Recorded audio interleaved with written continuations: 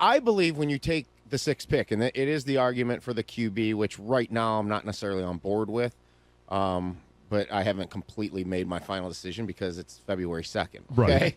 Right. No, Christian Wilkins was another name from Clemson, by the way. I mean, do you think Miles Murphy has Christian Wilkins' capability?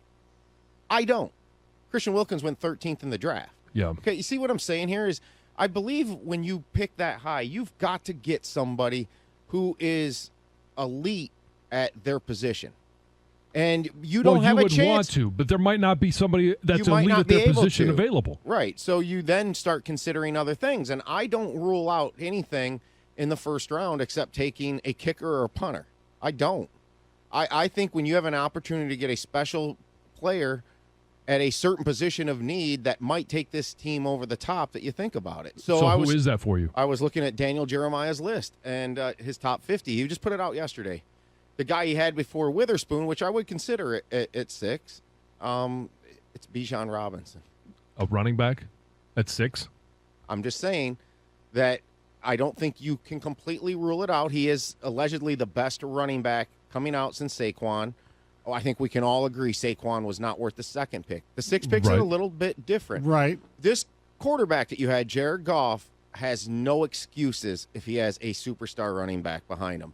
You have completely... You have to improve your defense so much, though. Right. And you're not winning the Super Bowl next year either, John, by picking a guy 6th defensively. You're not.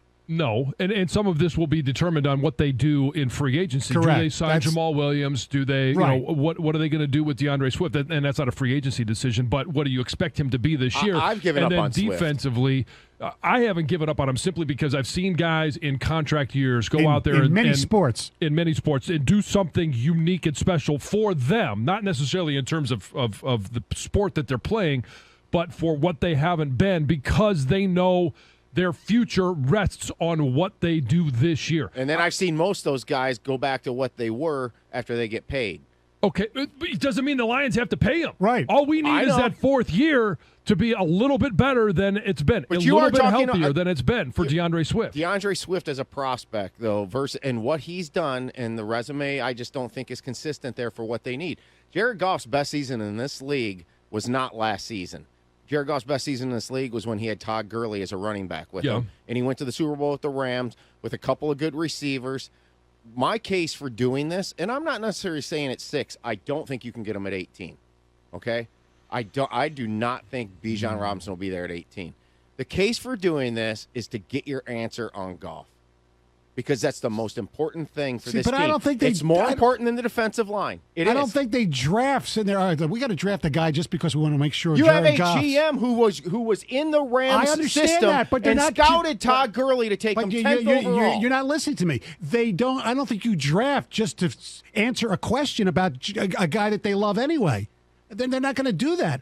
We're not sure Jared Goff is that good, so let's draft somebody to make sure he's that good. Yeah. No, they're going to draft the best. If they believe Robinson's the best player available, they would take him. But okay, I hear you on the second part, but the first part I completely disagree. Because what you're saying then is Brad Holmes wants to go ahead and give Goff an extension.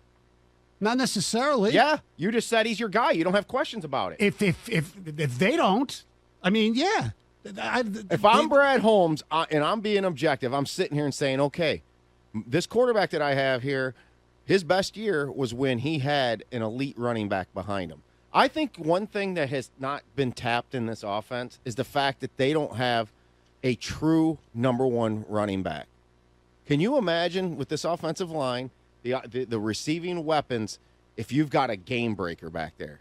I would have loved to have thought DeAndre Swift could be that consistently. He showed signs. I can't trust him at this point to stay healthy. I get that, but this is something that you were right on last year. Why would you take Bijan Robinson at 6? Okay, when you can get there might be whether it's Charbonnet, whoever.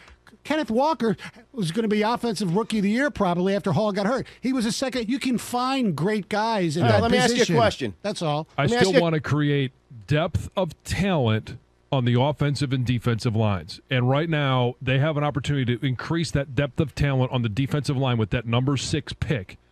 You can get your running back in round 2. You can get your corner at 18. See, you're putting needs in just position. I don't think you ever rule out something if you have a unique talent. I don't think you can rule it out, but